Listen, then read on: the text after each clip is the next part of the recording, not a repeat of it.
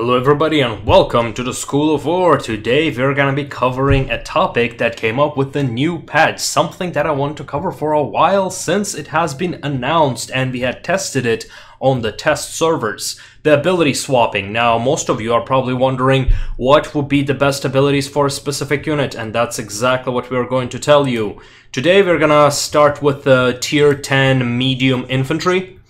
And we're going to be covering the heavy infantry as well. So without further ado, let's get started. First thing, strikes. You can only pick just one strike. And the mandatory is parry. It is hands down the best strike. Let's see if we can actually pick multiple strikes. I'm pretty sure we can. Yep, as you can see, we can only pick one strike. So what you do is you pick parry. It increases your melee defense by 40% for 8 seconds and then gives you minus 50 movement speed, which is okay because you will be in melee, so movement speed does not matter. So we give all of these their parry as their strike.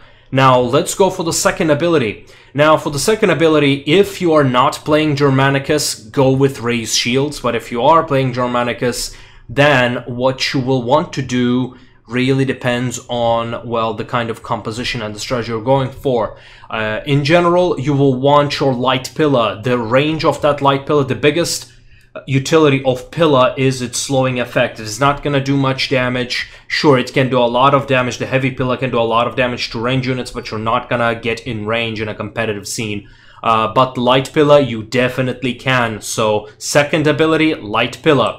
Third ability, here's what I would suggest. So, I would suggest formed combat. So, your main options are going to be brace, formed combat, one of the columns, but those are kind of eliminated because, like, you could pick the marching column, I guess, if you are intending to be protecting your skirmishers, but why would you not pick spearmen for that? So your secondary job is going to be protecting your skirmishers. That is why the medium infantry is the meta and not the heavy. But as medium infantry, you want to prevent enemy from being able to charge.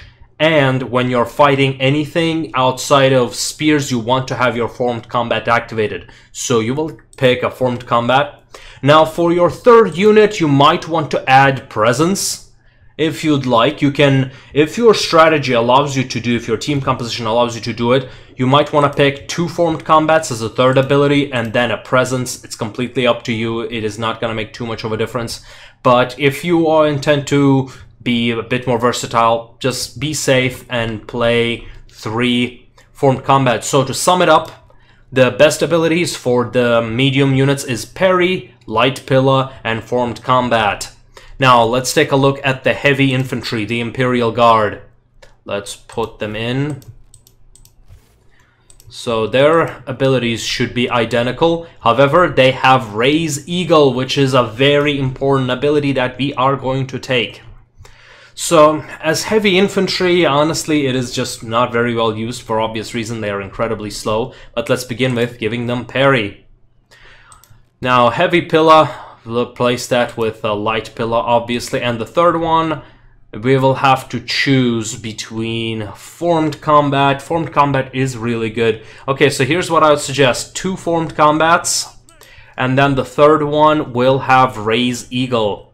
Now, you could also pick Unite, but Raise Eagle is just straight up the better version.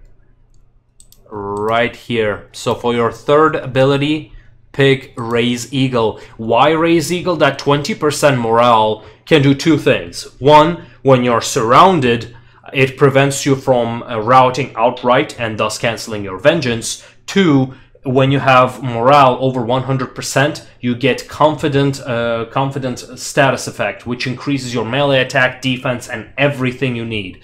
As such, it's a buff that gives it to everyone, and having just one of these is very good because it stays for 10 seconds, and that extra boost while you are buffing up your vengeance is going to be very important. So that's why if you're going to go with a heavy infantry, use their unique ability of Raise Eagle and bring that onto battlefield. Now you might want to swap it for a formed combat, however, don't. Raise Eagle is just so much better.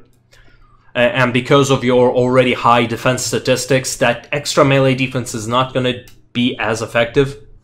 As such, definitely go with Raise Eagle. And those are the abilities that I think are going to be the most effective. I played Infantry for quite a while, and that is my analysis. Thanks for joining me, and we'll see you next time. And next week we are going to be covering Javelins and to find out their best abilities based on the scenario.